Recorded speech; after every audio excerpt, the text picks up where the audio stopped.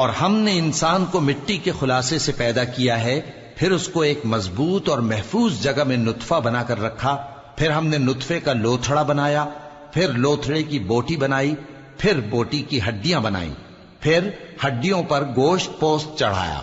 پھر اس کو نئی صورت میں بنا دیا۔ سو بڑا برکت والا ہے اللہ جو سب سے اچھا بنانے والا ہے۔ پھر اس کے بعد تم مر جاتے ہو، پھر قیامت کے روز اٹھا کھڑے کیے جاؤ گے، اور ہم نے تمہارے اوپر کی جانب 7 آسمان پیدا کیے،